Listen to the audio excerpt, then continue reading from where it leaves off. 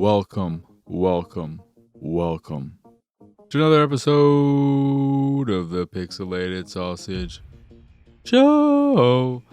Hi, how are y'all doing? Of course, your host, Mark Kuznez. Got a handful of games to talk about on today's episode, including Mullet Mad Jack, Terraformers, the many pieces of Mr. Coup, I Am Your President, Bakery Simulator, and Electronics Puzzle Lab. I'll get to that in a little bit. Since the last episode, where I opened with a bunch of Xbox talk, I've been thinking about that whole thing this whole time, in addition to some other stuff that came out, and was going back and forth on whether I wanted to continue that conversation. But I think yesterday, in fact, I got burnt out on not just this current situation, but just the year in general. It's been a very, very exhausting year. It's been overwhelming. It feels like landslide on top of landslide on top of avalanche on top of landslide on top of volcano eruption. We are Pompeii, and we have been decimated. And I am just so sick of it, to the point that I decided to be done with video game coverage myself, which seems a little weird, kind of hypocritical to be putting out a video game podcast, mostly a video game podcast, while not listening to any more. Maybe I'll break that, or still listen to a few, or not stick with that plan. But the plan right now is just to cut it out cold turkey. And I think I'm just going to avoid as well any kind of negative news, sad news, depressing news on this show, because you get that everywhere else. There's no shortage of you getting to hear about all this stuff somewhere else, whether it is in a somber tone or an angry tone, a sarcastic tone, a fired up tone. So many voices out there talking about them in various ways. One of the saddest things to think about with the Xbox situation is that I guarantee how many people overall, probably small, but I absolutely guarantee there were, upon the news of the most recent closures, a select number of Sony fanboys looking at it with glee, with excitement, slapping their hands together, rubbing their hands together, thinking to themselves, maybe saying out loud in their rooms, it's coming. It's gonna be over. Xbox is dead. We got them. And I hate that kind of fanboyism. But Xbox did bring this on themselves. This isn't an Xbox only issue. This year has been horrible from pretty much everyone. I think so far the only companies of note that have been safe, but I could be wrong, are Nintendo. Except they did something with QA testers. I think they let go some and then hired, I think they let go certain contractors or didn't renew contracts and then hired some more full-time, something like that. And then I don't believe there's been anything with Capcom, and maybe even raises. But outside of that, it's been mostly sad news after sad news after sad news. And I think part of why the scale of Xbox is what makes them and this whole thing extra shitty. And the fact that Xbox talks a lot. You don't see PlayStation out there talking as much as Xbox. And that's a big part of the problem. I genuinely believe that Phil Spencer is genuine, to use it twice so close together, in his feelings, in his love of the industry, and his love of games, and the things he says. I believe he wants those things to be true. But it's not something he could just wish into existence by saying it. Xbox is a part of Microsoft. And what Microsoft says goes. And prior to the Activision Blizzard King acquisition, they were a much smaller slice of Microsoft. They didn't just spend $70 billion. The most they spent was what? A few billion on Bethesda. So they got themselves on Microsoft's radar. And then Microsoft was looking at Xbox and looking at the numbers and saying, so this is what y'all been doing this whole time. I don't know about this. And we're now in a situation where who knows exactly what's going to happen with Xbox. I have never felt less confident in Xbox as a brand. Not that I think it's going anywhere, because I don't believe Microsoft would decide after the acquisition of ABK to just dismantle Xbox or to go full third party. That doesn't seem like something they would do. But what I could see happening, there's so many, we really don't know. The June showcase is going to be fascinating, not just from what they show in terms of games, but what they show in terms of not games. But I could see, because I think one of the things that we should really take from all of this is that with these recent closures and some of the promises that were made, that Game Pass has got to be a failure. And I've always been in the camp that I don't understand. I never understood the business model of Game Pass. It didn't make sense to me. But people would tell me, it's working. It's good. I think my friend Enshi once told me this. I think we had a conversation about it, and he may have just been saying that he's talked to developers who said this has worked out well for them, but recent news stories have talked about how the well is dried up and the deals are nowhere near as good as they used to be, and it's probably because it's not profitable, and it just doesn't make sense to get smaller indie titles or to pay them a good amount. And numbers wise, if it's true that recent, I think they gave us numbers at the business update podcast thing, that those numbers included all of the former Xbox Live Gold members who were converted into Game Pass Core members. If that's true, I think there were quite a few Gold members still. Those numbers are weak. Those numbers are bad. And it shows that if we think about Game Pass and its life, because I'm trying to remember exactly when it started, but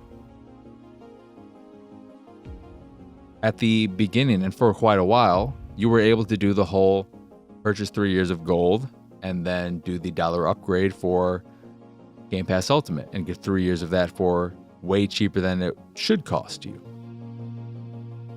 How many of those people, after their 3 years were up, kept Game Pass? They may have left and never looked back, or they may have decided to only re-up for a month when something new drops. So what are the actual numbers of real, quote-unquote, real Game Pass subscribers and users? And it's clear that the big games, like a Halo Infinite, or Starfield more recently were not the heavy hitters that they needed to be and bring in a lot of new subscribers, especially Starfield. And I think part of the promise with these smaller titles like Hi-Fi Rush, Pentiment, so on and so forth, was that you'd be able to continue making games like that with these bigger titles like a Starfield making up the difference. But that's not the case. But also, if you think about Hi-Fi Rush, that is an entirely confusing situation game in that, and I know I said I wasn't really going to talk about this stuff, but here I am talking about it. It's the last time, I swear. But if you think about Hi-Fi Rush, that is not a small game. Pretty sure if you look at the credits and all that, it's not just some 10-man, 10-person team. It's much bigger than that. But also, if it is true that Tango Gameworks was only in the pitching phase of their next title, that would mean that Hi-Fi Rush wasn't just some small team on the side making it while the main team was working on the follow-up to Ghostwire Tokyo. That would mean that the entire studio, I would assume, was working on Hi-Fi Rush this whole time. So since Ghostwire Tokyo shipped, which was what? 20, I'm not exactly sure, but that led into Hi-Fi Rush. And Hi-Fi Rush wasn't just a small game, but Tango Gameworks' next big game, their next main game. Their just next game. And if that is true, then why didn't Microsoft treat it that way? Why did they just announce it and put it out and just dump it out there? That clearly means they must not have had confidence in it. Why didn't they? And maybe it's because, as we see, even with it being a cheaper title, so they priced it as a more budget title. But with that, it still didn't do that well. But if we believe what Aaron Greenberg has said, though, to me, anytime Aaron Greenberg said anything, I just think to myself, what the fuck are you talking about? And I'm not a fan of Matt Booty. He has always seemed like more of a business type, with Sarah Bond being somewhere in the middle between Phil Spencer and Matt Booty. But these are businesses. And as much as we'd like all these big companies to really be creatively focused and wanting to push the creatives, that's never going to be the case. That's what the indie space is for. But at these big companies, it's always going to be the bottom line. And even if a game like Hi-Fi Rush was able to break even, that's not good. You may think it's fine. You broke even. You didn't lose money. But you didn't make money to fund the next project. And even if you made a little money, did you make enough to fund? It's easy to look at it as, it's easy to look at the human side of it and not the business side, because the business side is always going to be the business side. And we as consumers, we're not going to like the business side. But if we're on the board, if we're stockholders, then we're going to be thinking differently. But it does suck. And again, a big part of it is Xbox's enjoyment of being out there acting like they're your friend when they're just another fucking business. And it doesn't matter how much Phil Spencer wishes everything he was saying was true. It's not.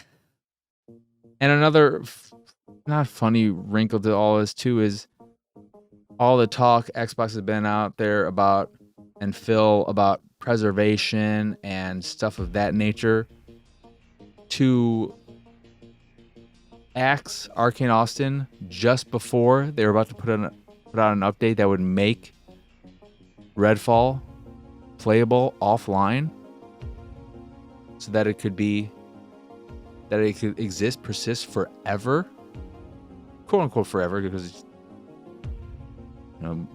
well, I mean, if there's a disc version, I'm assuming, so that would be an option, but the digital thing, something Microsoft could explode and then your libraries are all gone. It's just, I've been all over the place. I think I started this talking about what I could see being a weird future for Xbox, and what the future was Xbox turning into more of a Windows-like part of Microsoft, in that you've got Windows as your OS for PCs, and then Xbox becomes an OS for game machines.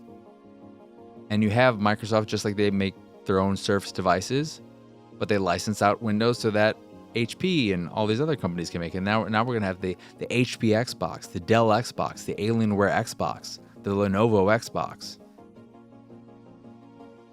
I could see some weird future where something like that happens, but that gets so confusing, and I don't know. Does Game Pass still exist? Does Game Pass change where it reflects Sony's lineup more, where Xbox first-party games come out on it 6 months later, a year later? I mean, if Call of Duty is not on Game Pass, you've officially told us that Game Pass is a failure, and it needs to be drastically changed or just kill it. Because we all know Game Pass was a desperation move. It's not something they would have done if they were winning. They did it because they were losing so badly that they needed to find some way to try and get people to come over to Xbox. Didn't work. So now what? They're in it for the long haul with ABK, and you could look at the ABK acquisition as well and think it's ABK's fault. But then we've heard rumors prior to all that about maybe Microsoft was going to get rid of Xbox. Maybe if they didn't acquire ABK, Xbox would be gone, be dismantled, be an Embracer, getting rid of a bunch of shit. It's just a mess. The whole industry's a mess. And it's exhausting. It's depressing. It makes it hard to get excited about games, about playing games. It's a bummer. It's all a bummer. But my library's on Xbox, and I will continue playing on Xbox until I can't play on Xbox. All I know is I want Xbox to succeed, in part because it is my main platform, but also I don't like the idea of an industry where Sony doesn't have any direct competition of any kind, except PC, you could say, but really. I don't know how Xbox gets back to that place, though. Maybe by putting out a new generation early, like with the 360, there could be something there. I don't know. Maybe a handheld hybrid. I don't know. Maybe. I don't know. I don't know. None of us know. That's the thing. But we have to remember, this isn't just a Microsoft thing. This isn't just an Xbox thing. It's an industry thing. All these companies are businesses, and it's about the bottom line. It's about making money. The only reason why it seems worse with Xbox is because of the scale, especially post ABK acquisition, and because they talk too fucking much. Sony doesn't do it again. But when they do, some of it's not been great. I mean, do we all remember Jim Ryan? Well, he was the one who said, well, I believe in generations, right? Bull fucking shit. He didn't believe in generations. He believed in generations just in the point that, we're going to have a PS4 and a PS5 version, and instead of doing a thing where you get both versions, you're going to pay us a $10 upgrade fee or whatever, because we believe in generations, so we believe you should pay us a little bit more for the new generation version of this game that's available on both platforms. They all suck. Everyone sucks. Nintendo, bring back Virtual Console and work with other companies to put everything as much as you can on there for purchase. You don't like emulation? Then make the games available for purchase. I want to pay for these old ass games. I want to buy them. But if I don't have an option, give me the option. Let me buy them. This is everyone, all your companies. Which reminded me, one of the things I was thinking about with Game Pass is that what could be interesting is if they do get rid of the day one thing, they have these various tiers. If one of the tiers was you get access to the entire catalog of backward compatible 360 and original Xbox games. Would that be a selling point for a lot of people? No, because people don't like playing old games. So, not really. I don't really know what the hell I just said for the last 20 minutes. Is all over the place. All I know is basically you could cut this 20-minute section down 19 minutes and leave it just 1 minute of fucking industry. 2024 sucks, man. But what doesn't suck, maybe they do, are the games I played this week. And we are starting with Mullet Mad Jack. Mullet Mad Jack is a single-player, fast-paced FPS that brings you directly inside a classic anime. Power up your character and reach the last floor. Beat your best time or try again. Haste makes waste of your enemies. This is only on PC right now. I play it on Steam. I can see it coming to console, and I hope it does because I really, really, really like this game. The whole premise of it is you exist in this future. I believe it is the future, and you're a moderator, I think is your title. I can't remember the exact description, but a woman of note, I think they refer to her as a princess, has been kidnapped, and you have to go rescue her. And how you do this is by scaling this tower, what do you call them? High-rise sky, not a skywalker. Oh my god, but a high-rise. What do you call them things? Yeah, I'm just thinking, oh, you just call them all this year's tower. No, that's not. I'm fucking Chicago all the way. Turn this goddamn fan on. I'm sweating. But you're going floor by floor. And the whole shtick of the thing is that it's Crank-like, or there's another movie that had a similar type of streaming presence where you have 10 seconds to live, and the way you gain more time is by killing enemies, and those watching you do all this that you're streaming are giving you extra seconds because you're doing it so stylishly. And that's it. It's super simple. It's like a roguelite, kind of, where after clearing an entire section of the building, you get permanent upgrades so that you'll find higher level versions of weapons, new power-ups, and so on and so forth. And after each floor, you are given 3 options to pick, which typically I think always include one weapon. It won't always be a new weapon. It might be a weapon that you had before and then you switch it out and maybe you want to go back to it, or some kind of power up, whether it be your bullets potentially ricocheting off the environment or penetrating opponents or making you move faster.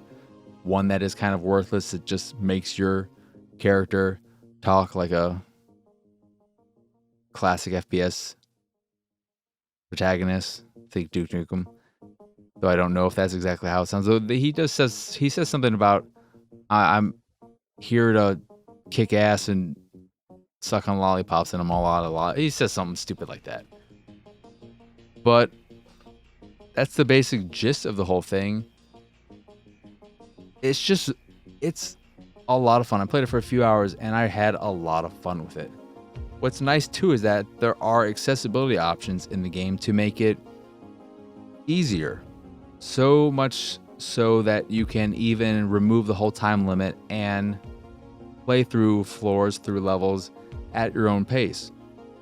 And I tried that out to see if it hurt the experience, and I don't think it significantly hurts the experience. Playing it normally with all the default settings, moving through levels as fast as possible so that you don't run out of time is the ideal way to play. And it feels real good. It's got some generous aim assist with controller if you choose to play that way. It has full controller support and it feels pretty good. But it's definitely a mouse and keyboard game if you have that skill set and like playing games that way. But if you are a gamepad user, it still feels pretty good.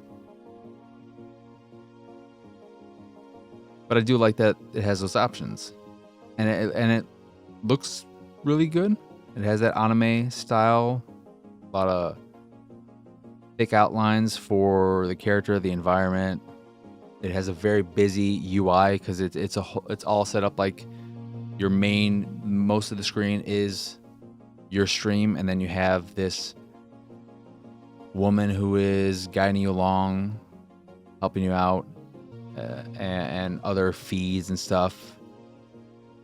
By default, there are a lot of sort of CRT filter things going on and flashes and screen shaking and all this stuff that makes it a lot.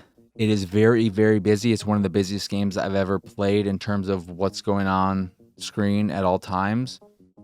And you can minimize a lot of this. You can turn off screen shake and all of the effects to make it less overwhelming. And that I thought was pretty nice as well. And it does make a big difference. Because if you couldn't do that, then this game would not even be playable for some people. But the core gameplay of going around shooting is very, very satisfying. You have your main weapons, and then you have a run/kick action on the left trigger that allows you to kick enemies into various environmental hazards like large fans or electrical wires. There are melee weapons scattered around the environment that allow you to do instant kills on enemies that brings back your health to max. There are vending machines that you can knock enemies into or just destroy yourself to get health. And the guns themselves feel really, really good. Not a fan of the plasma gun, but the shotgun is super satisfying and gets only better and better as you unlock higher and higher levels and are able to make it more and more powerful. But part of what makes it so satisfying is that it has the reload animation, the reload mechanic from Terminator 2, where you flip it every time you fire one shot. And that is the way every game should handle shotguns, because it's the coolest fucking way to reload any gun ever. Bring that to everything. So I always use the shotgun whenever I was able to get it. Love, love, love the shotgun. But it's just a fun, simple shooter. And yeah, not much to it.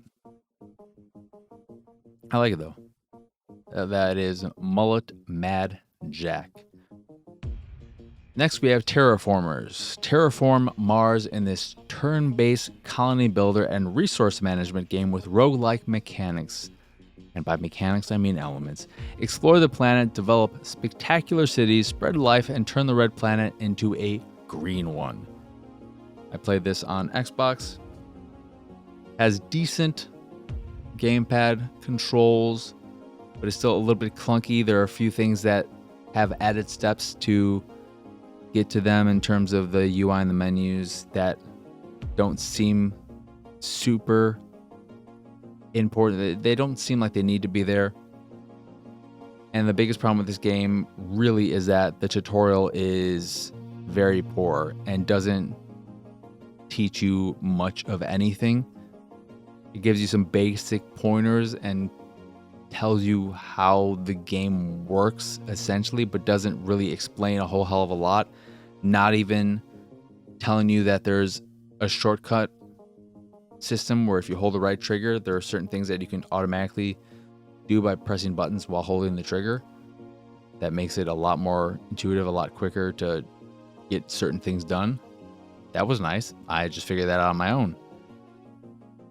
But I played it for about 2 hours and I was just kind of bored. There wasn't a whole lot going on. Every now and again, there'd be something that might happen and it would negatively hurt me, but I just felt like I was going through the motions. And because the game didn't do a great job of tutorializing it, I didn't really know if I was making good progress. I didn't know what I was just doing shit, and I didn't know if I was doing shit that was helping me reach the end game and win this scenario or not. And then about an hour and a half in, I saw there were these 3 or 4 icons in the top right corner that I just completely missed the whole time. I don't know how. And when I saw those and I didn't know what the hell they were, that's when I said, you know what? I've just been playing this and it's been fine, I guess, but I'm not engrossed in it. And I don't know what that shit is. And the game never told me what that shit is. It never even mentioned it. And I just saw it now. So I don't know what the fuck I'm doing. And then I was just like, all right, well, maybe some other time. I just don't like these strategy games. And so many are guilty of this that don't do a good job of explaining themselves. And maybe they don't want to have some expansive, very long tutorial because they don't want to overwhelm new players. But you know what's worse than overwhelming me with a very in-depth, long tutorial? Not fucking explaining anything and then just throwing me in the game where there's all this shit and I just have to figure it out on my own. Teach me. I'd rather you spend the time to teach me than be like, oh, we don't want to give you all these books. We don't give you a bunch of textbooks and give you a crash course. So we're just going to fucking tell you where this is where you can. It just fuck. As you might be able to tell, I'm still just. This is free. I need the fucking break from news and all that stuff. But next up, we have The Many Pieces of Mr. Coup. Many Pieces of Mr. Coup is a whimsical point-and-click adventure with a surrealist story, astounding hand-drawn animations, and hilarious puzzles. Mr. Coup is trapped and broken into pieces, but most of all, he has no idea what's going on. Is that a giant chicken over there? This game, Mr. Coup, is all about the art and animation. It has some of the best animation I've seen in a game in a very long time. And that is what kept me playing for as long as I did. Because some of the puzzles are quite annoying and they're classic point and click adventure game type puzzles that don't really make sense. And while there is a hint system in the game, it doesn't always explain everything. It might give you an idea of what you have to do, but then leaves out a few steps. So you go and do this thing, and then you try to do the next step, but you can't because they left a few things out and you're not exactly sure what you have to do, that's annoying.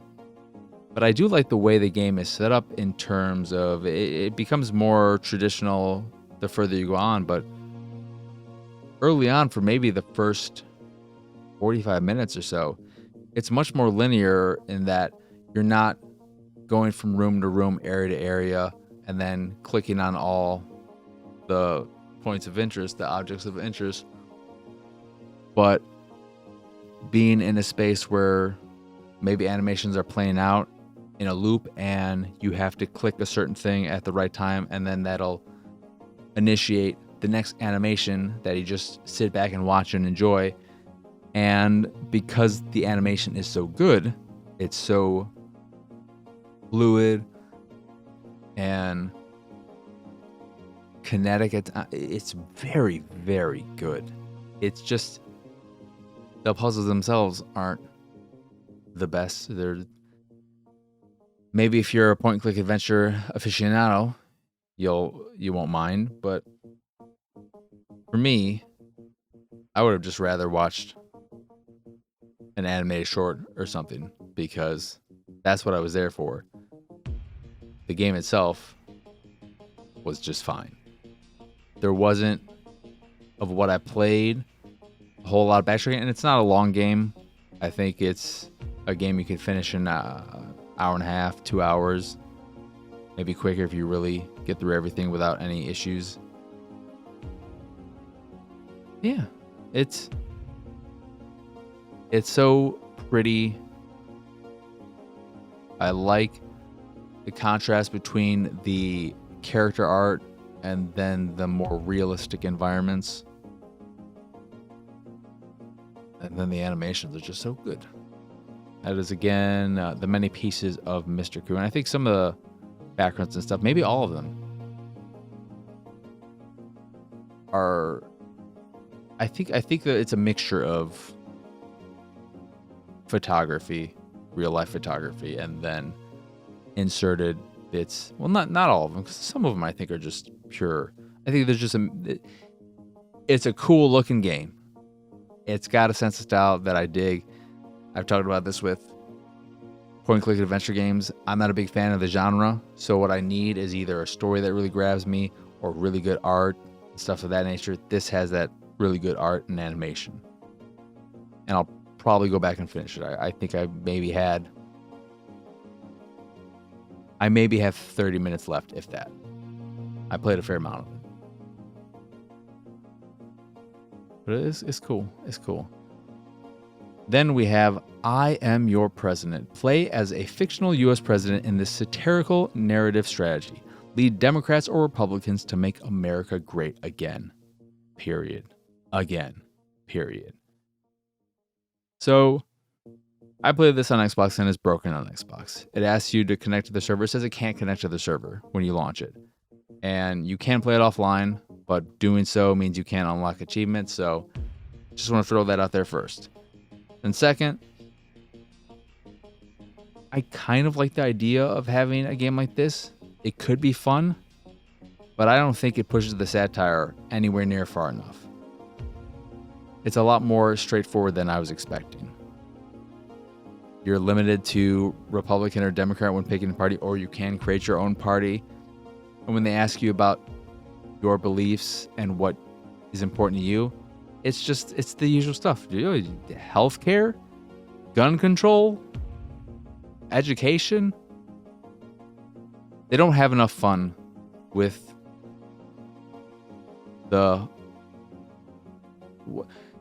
there's clearly plenty of references to Trump and all this shit, but they don't go hard enough. But again, it's broken on Xbox, so who fucking cares? Fix it on Xbox. I'm not playing your broken ass achievement game. Then we have Bakery Simulator. Get up before dawn and see what it's like to be a baker. Learn to bake several dozen types of bread, use realistic bakery machines, deliver orders to stores, earn and invest, use original recipes, or experiment with ingredients. I played this for a bit and it's alright. The actions of getting your orders and then collecting all the ingredients in your bowl, putting them in the mixer, and then putting them in the cutting board and separating them and doing all the baking stuff. That was fine. It's kind of relaxing, but it started to get repetitive. I was playing this, I guess, story mode, and I would just do one order, and the day would automatically end. I'd do another order, and it was okay, but I didn't get a good sense of what more there'd be. More complicated recipes, sure, I guess, but it didn't seem like there was going to be a whole lot else going on. And that did get me excited. And then when you deliver stuff, you can pay someone. You could tip a driver to do it for you. But if you choose to deliver it yourself, the game transitions from this first-person baking simulator to a classic GTA 1, 2, and London 1969 over-the-top, pretty pulled-back camera where you're driving around the city to get to your location. And it doesn't seem like crashing into cars in any way hurts your delivery percentage and quality. So it was weird. The music in that section is weird too. It's just not what I was expecting. But it was okay. It just didn't grab me in the hour or so I put into it. And then last but not least, we have Electronics Puzzle Lab. Enter the most advanced challenge laboratory. I always think about these words like laboratory. Is that the correct way to say it? Because a lot of us would say laboratory, even though that's not how it's spelled. In the same way that growing up, a lot of us would say interesting, but it's really interesting. Why are my fingers like this? Get that away from the camera. Enter the most advanced challenge laboratory of today's games, where electronics and logic merge into challenges that will captivate your mind and awaken the engineer within you. So you basically have these boards of a bunch of connectors, you got a battery, and then you're trying to turn on certain switches, certain lights. And as you progress, there'll be things that you don't want to turn on that'll be an automatic fail, and parts of the board where you send power to one thing and then you switch it and then it'll take the power and move it somewhere. It gets a little bit more complicated, but it takes way too long to ramp up to the point where the first 25 or so levels are just mindless. Go flip the fucking switch. Just flip the switch and you win. And I could not believe how many seemingly tutorial-ish levels there were where you didn't have to think at all. And that poor intro really soured me on the game, where once I finally hit the point where things started being challenging and I had to think about the puzzles, while they became way more engaging and like something I'd want to play with. That sounds a little weird, but despite all that, the fact that I had this sour taste in my mouth from just fucking doing nothing, even though it only took me a few minutes because I literally didn't have to do anything and I didn't have to think, I still couldn't get my head past the whole fact that they made me do that. Why did you make me do that? Just get to the game. Get to the puzzles. But once you get past that whole intro bullshit, the puzzles become good, where you have to think. And you can't just flip some switches. You have to look at the board and all of these various intersecting paths and have to figure out what switches you press when you switch them, because the order will become very important, where you turn certain things off so that when you turn one of them on, the current will go to these ones, but they'll be off, so they won't get to this one piece. And it becomes something that you actually have to think about, something that is moderately challenging and fun and gets progressively challenging in the way a puzzle game is when it's satisfying. It just takes a while to get there, longer than it should. But overall, it seems like a decent puzzle. Again, just a horrible, way too long, easy intro thing. But that is Electronics Puzzle Simulator. And that'll do it for this here episode of the Pixelated Sausage Show. Once again, I am Marcus Nez. Y'all can find me pretty much everywhere at PX Sausage. Not that I tweet or Blue Sky, whatever you call those things on there, or Instagram or TikTok. Maybe I will. I've thought about returning to some of that stuff, but it's not on the top of my to-do list. I'd rather do something else, and I feel like we're getting close to it, but I'm trying to figure out how exactly I want to handle On Amazingly Baka. If I want to make it weekly, then I have to have more time, but do I do it bi-weekly? Do I do it again where it's every episode is relatively short but more focused on one thing I'm watching at a time or something I'm catching up on? Because I don't feel like a traditional, this is what I watched this past week, the current things. I want to talk to you about the latest episode of this show and that show. I don't know if that's really, that could be okay, I guess. Where I talk about the latest episode of My Hero Academia, which I just started this. There are only 2 episodes so far, but it's off to a good start. Didn't think they'd introduce this badass character, only to be like, okay, second episode. It is a very high bias situation, but they were a very important person. They did something very important. Good on them. You say they gave something good to an American character. But I'm still trying to figure out how exactly the show is going to return, but I'm excited about bringing that back. And then maybe there'll be a movie podcast as well.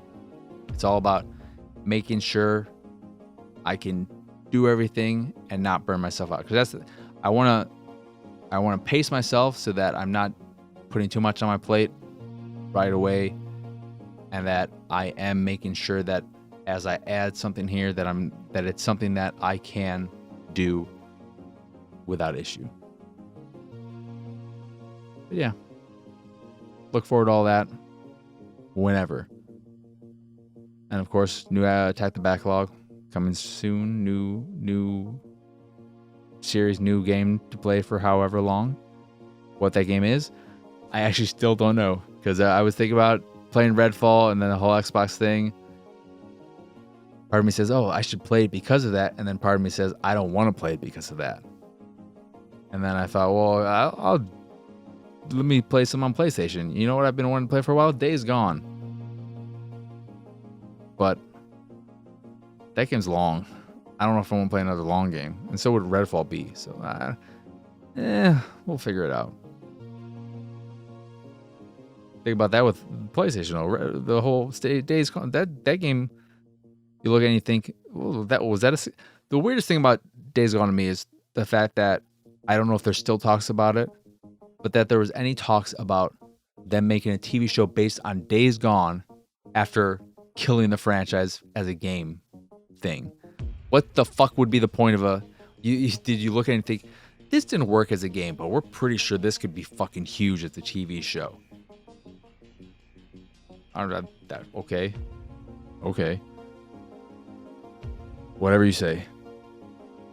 But if you enjoy this here show or any of the stuff I do and what have you, you can support me and my nonsense over at patreon.com/PXS, where you get access to a private fancy schmancy Discord channel, a monthly Q&A, random drops on the Patreon where I talk about random crap. This most recent drop was the Cameron tier list I've talked about. Is Aliens the best? Is T2 the best? Spoilers, neither of them are the best. And another spoiler, Titanic, definitely not the best. But what is the best? Am I a big secret Avatar fan? Am I actually the number one fan of Piranha 2? You want to find out, you're going to have to join the Patreon, where you can also get approved status on YouTube, and then you can just post whatever the fuck you want on these shows. You don't have to worry about getting moderated if you say something a little naughty. So I think if you say something actually pretty naughty, that YouTube is just going to say, oh, it doesn't matter. That's bad. You did that. You did it bad. But I'm not exactly sure how any of that works. But if you like any of that stuff, and there's other crap too, but I just want to end this podcast. It is again patreon.com/pxs.